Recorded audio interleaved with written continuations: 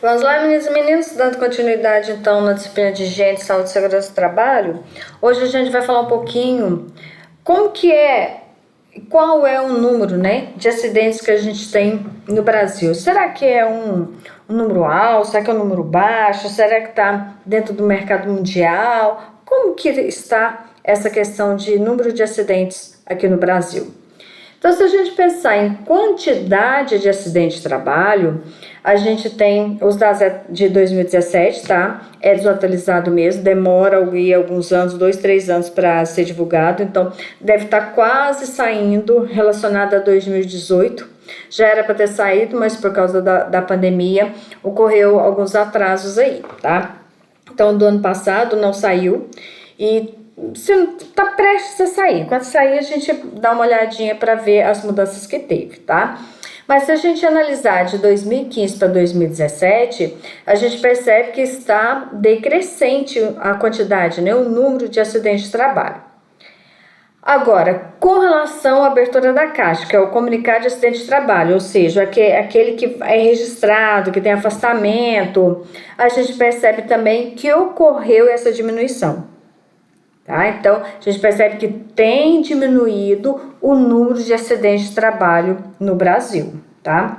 Então, por exemplo, com a abertura da CAT, em 2015 foi 507 mil, e em 2017 450, e quase 451, né? Mas houve uma redução que a gente pode considerar significativa. Com relação aos acidentes que tem a abertura da CAT, a gente percebe que sem a abertura da CAT, com a abertura, tá? Então, sem a abertura da CAT, a gente teve 98.791 acidentes em 2017, que também teve uma redução de 2015 para cá. Então, a gente percebe que sempre está tendo essa redução, ok? E com a abertura da CAT, tá? Que é registrado de 507.753 para 450.614, ok? Então, eu estou fazendo um comparativo aí com e sem CAT. Então, o que é registrado, tá? Ou seja, com a CAT, que é o chamado de acidente típico, que é aquele acidente que ocorre no local de trabalho. E a gente tem o acidente de trajeto. O típico de 385 mil, né, um pouquinho, baixou para 340. E o de trajeto, de 106, baixou para 100.685. O que a gente percebe aqui, ó? O número de acidentes que ocorre no trajeto, que é indo para trabalhar e voltando do trabalho para casa, é praticamente aí 30 e poucos %. É um índice muito alto. Então, ocorrem muitos acidentes de trânsito e que, se for dentro do deslocamento de casa para o trabalho, do trabalho para casa, ele vai caracterizar como acidente de trabalho relacionado ali ao trajeto, né, de trabalho. Agora, com relação às doenças, tá, que estão relacionadas ao trabalho, por exemplo, eu trabalho em um lugar muito frio, então eu adquiro ali uma doença pulmonar, um exemplo. Tá? Eu trabalho com um produto que é o chumbo, né? Então vou desenvolver ali saturnismo. Então, doenças que é relacionado ali ao trabalho que a pessoa executa. Então, de 2015, que foi 15.386, baixou para 9.700 em 2017. Então, percebe que existe realmente essa mudança de postura, essa mudança de comportamento e de trabalho dentro das empresas para poder diminuir a quantidade de acidentes. A gente fala tudo de acidentes e tal, que a gente precisa cuidar da segurança do trabalho. Aí o nome da disciplina é higiene, saúde e segurança do trabalho. Mas o que é isso, né? O que significa isso? A gente comentou na primeira aula, mas vamos pegar as definições que a gente tem. Então, segurança do trabalho é um conjunto de medidas técnicas, administrativas, educacionais, médicas e psicológicas empregadas para prevenir acidentes, seja pela eliminação de condições inseguras do ambiente ou pela instrução ou pelo convencimento das pessoas para a implementação de práticas preventivas.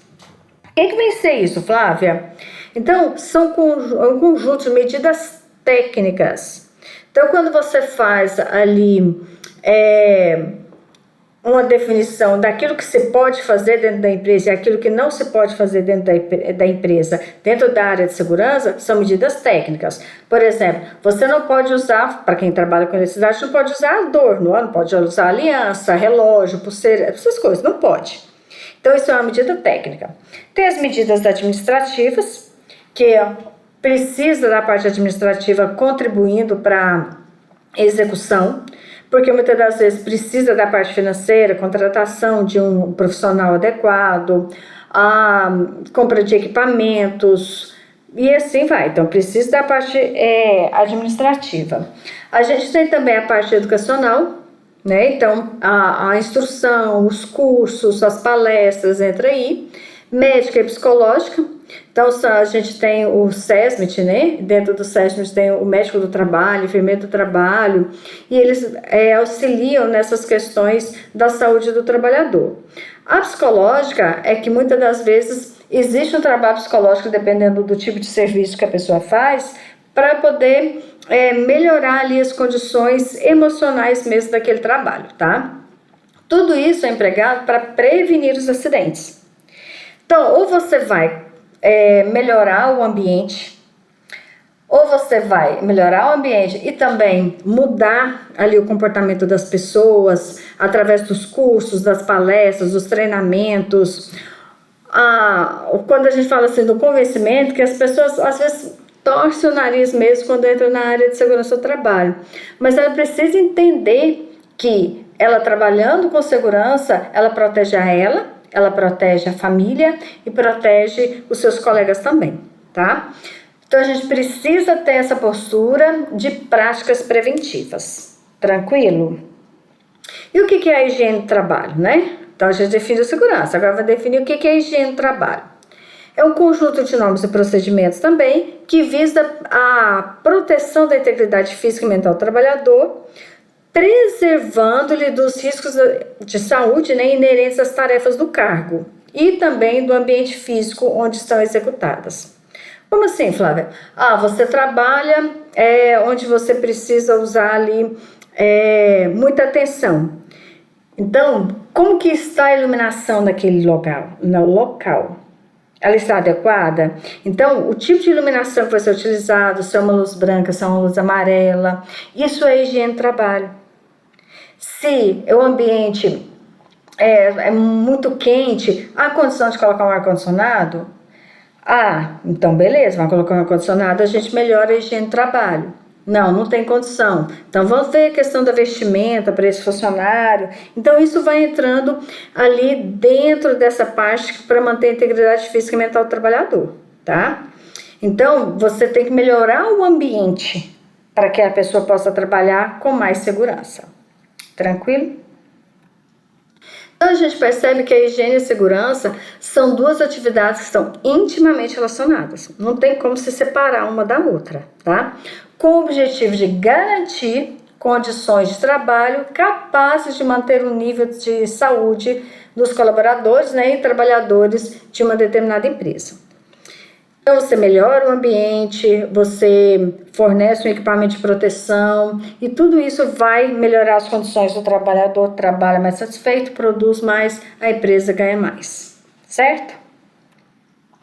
Se a gente pegar a OMS, a Organização Mundial de Saúde, ela fala que higiene e segurança consiste no bem-estar físico, mental e social, e não somente a ausência de doença e enfermidade. Então isso é muito importante e a gente vai entender isso bem. Então o que acontece? Se você tem que ter um bem-estar físico, mental e social, você não é simplesmente que você não pode se machucar, não vai quebrar o braço, né? Então, manter ali as condições de saúde e segurança não é só você não quebrar o braço, você não ter um problema com relação ao saturnismo, ou não ter problema de visão, por exemplo, uma catarata, porque você trabalha com solda. Então, não é só isso, tá? Você tem isso? Tem esse bem-estar físico, mas eu tenho o bem-estar mental também. Então eu tenho que trabalhar num local onde eu tenho um ambiente agradável de se trabalhar. Certo? Imagina você trabalhar num lugar onde existe uma pressão tão grande, você vive desconfortável, você não tem prazer em ir trabalhar, você não tem vontade de ir para aquele local trabalhar. Então é ruim. Então você tem que ter esse bem-estar mental também. Você tem que ter essa relação boa com seus colegas de trabalho, que são seus pares, que equiparam com você, com seus subalternos, né? E também com seus superiores. Tem que ter uma relação agradável. Não estou falando relação de amizade, porque a gente não precisa ter amizade com quem a gente trabalha. São duas coisas completamente diferentes. Eu estou falando de uma relação agradável de trabalho, ok? Então são coisas diferentes. E eu tenho que ter o bem-estar social também. Quando a gente fala de bem-estar social, entra muitos aspectos. O social entra saúde, educação, moradia, transporte e lazer, tá? Então eu tenho que ter um acesso à saúde adequada, eu tenho que ter um acesso à educação adequado, eu tenho que ter acesso a um transporte de qualidade também para que eu possa chegar ao meu local de trabalho, eu tenho que ter lazer também, eu tenho que distrair, eu tenho que descansar, tudo isso entra no bem-estar social, tá?